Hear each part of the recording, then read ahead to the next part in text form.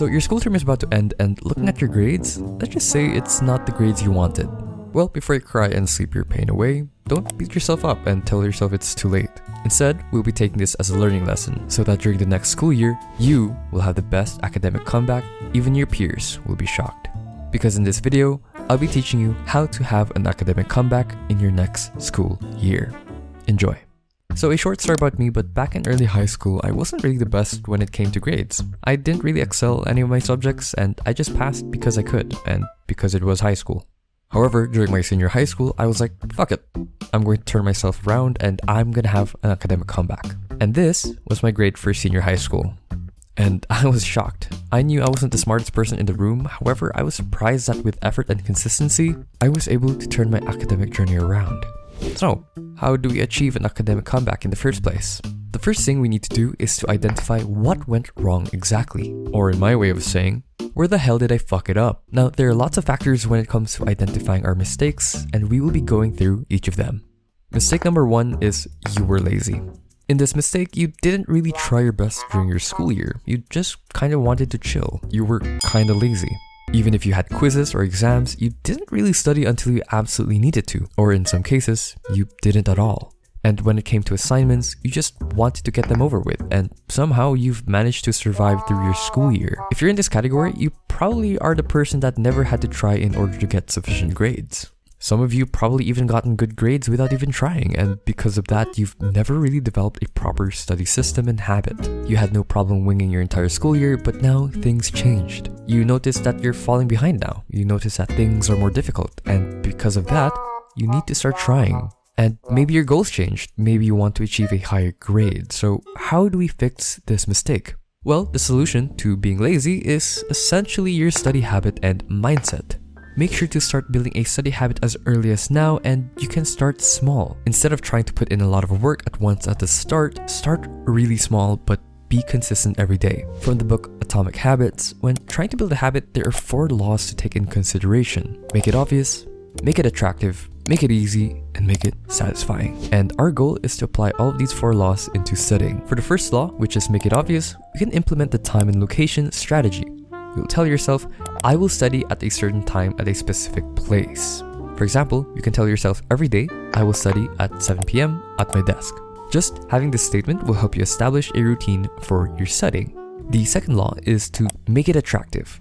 You can pair your study session with things that can make your study appealing.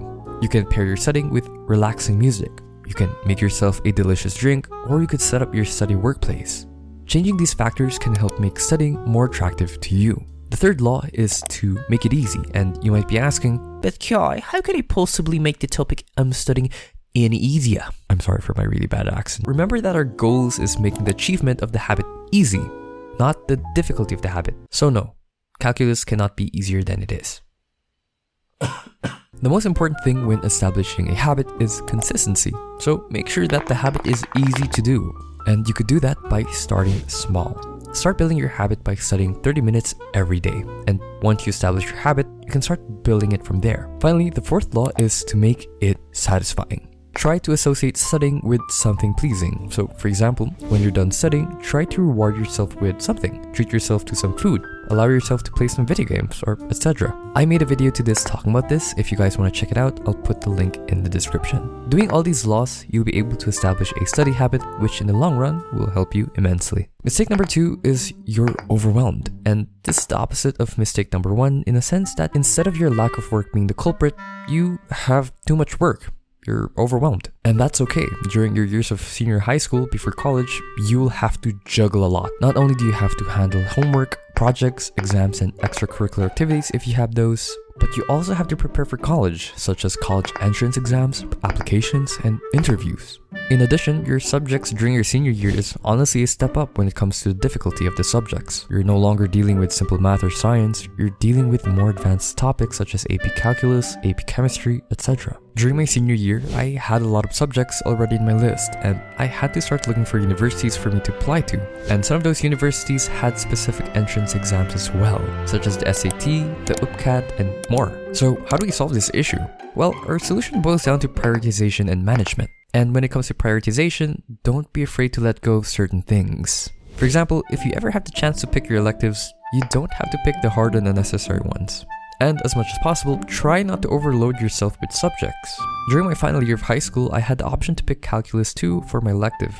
However, knowing my career path, since I know that I would be going to the medical field, I thought that it wouldn't really be that important to my career. So I didn't opt for calculus. Instead, I used my time better for college entrance exams, or I prepared for any interviews or any college application essays. And you don't even have to let go of just electives. For example, I used to be an officer for a music club during my senior year of high school. And as much as I love staying and working with them, it was time for me to move on to other things in my life. So once my contract with them ended, I parted ways with them. Don't be afraid to let go of certain subjects, clubs, and such. If you want to ace school, try to lessen your load first before trying to ace them. Next up we have is management.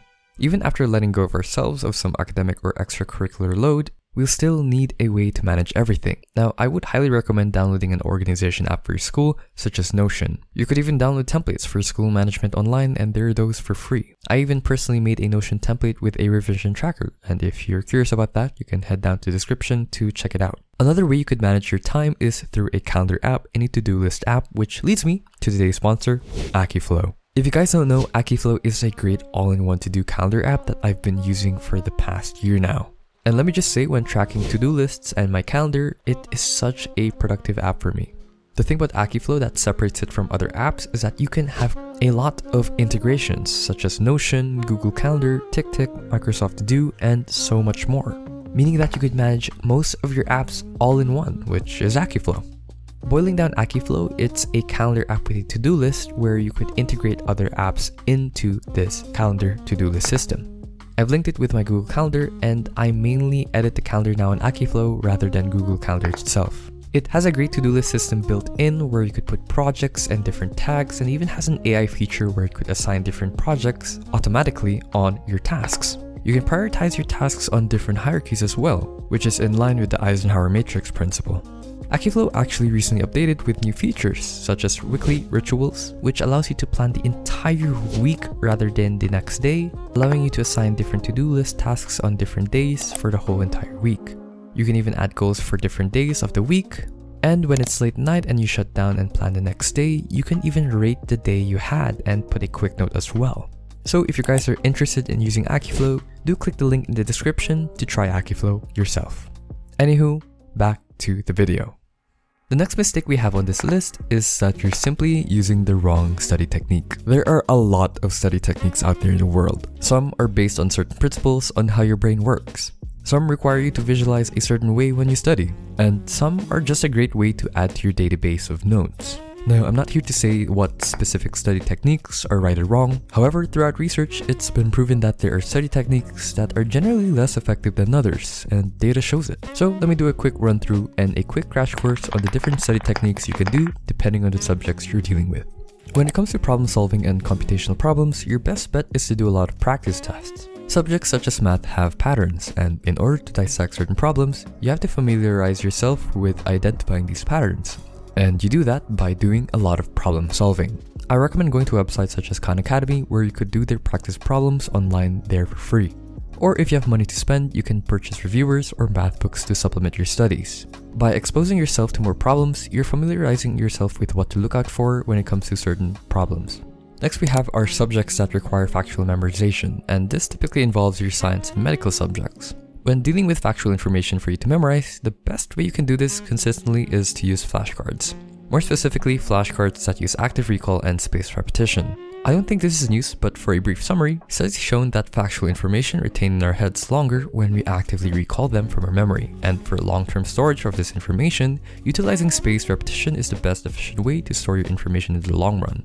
I recommend using apps such as Anki when dealing with this kind of subject. Your goal is to make flashcards of the information you have to memorize, and to make sure that you revise them every day to make the app work. Lots of medical students use Anki up to this day, and it's been the most reliable flashcard app that medical students use until now. The next type of subject that you'll be dealing with are subjects that require a lot of conceptual understanding. And for these types of subjects, instead of memorizing certain concepts, it's better if you spend less time on the memorizing and more of the understanding in your own words. Understanding a concept in your own words will not only help you solidify that information in your head, but you can also, in a sense, apply that information in your own way, which will further help you build that information into your brain. And to visualize all of that, you can also study conceptual information using mind maps. Your brain learns more by relating, and by using mind maps, you are utilizing relationships into understanding how a concept relates to different factors, rather than studying it linearly. There are plenty of guides on the internet on how to make efficient mind maps, so you can go check them out. And finally, for additional study techniques, I would recommend supplemental information online, as it can really simplify your life and really allow you to understand concepts and factual information in more digestible ways by simply watching extra content online that are more accessible and supplements you with more information. In terms of studying for long periods of time, I really recommend the Pomodoro timer, as it can help you not burn out. Now, notice that I didn't mention for you to stop taking down notes, and while studies shown that passive note-taking and highlighting may be inefficient, I understand that if it worked for you, it works for you. So instead of just eliminating the study technique you're most comfortable with, I'm here to just suggest new study techniques for you to try. And finally, the last mistake you have is that you have an ego. A big one. The type of ego that makes you think that you don't even need to try in order to succeed in school. These type of people are the type to say, what's the point of trying when I already have high grades? And well, the thing is, when you look at grades as your only metric of success, then, well, you're not ready for real life. Because what's more important than grade is your work ethic, and building that in your school is very, very important. You can't just rely on your talent alone when it comes to life. What will you do if you fail? What will you do if you're not as smart as your peers anymore? It's the ability to go through these hard times and to be flexible that will help you go throughout life. So, get rid of that ego and start working. And that being said, thank you guys so much for watching. Don't forget to drink your water, and I'll see you in another video. Bye!